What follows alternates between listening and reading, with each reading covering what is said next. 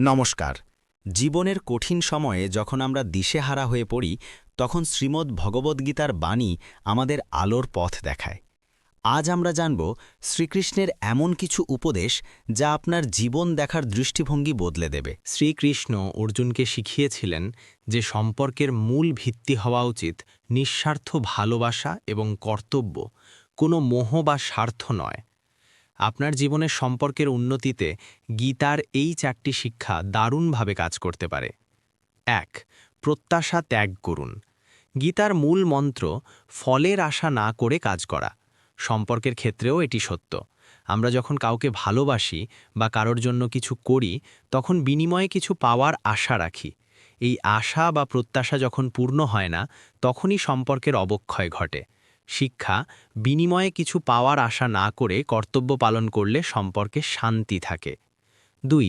মোহ বনাম প্রেম। শ্রীকৃষ্ণ অর্জুনকে বুঝিয়েছিলেন, মোহ মানুষকে অন্ধ করে দেয়, কিন্তু প্রেম মানুষকে মুক্ত করে।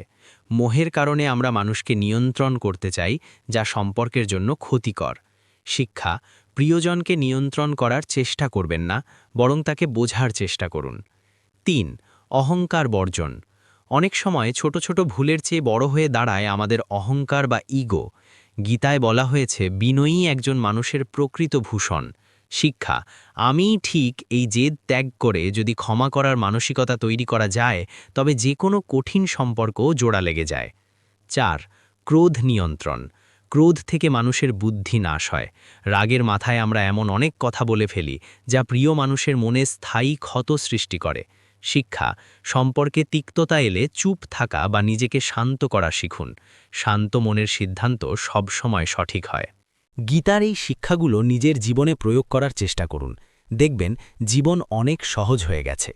শ্রীকৃষ্ণের এই বাণীগুলো যদি আপনার ভালো লেগে থাকে, তবে ভিডিওটি শেয়ার করুন এবং অন্যদেরও পথ দেখান। জয় শ্রীকৃষ্ণ।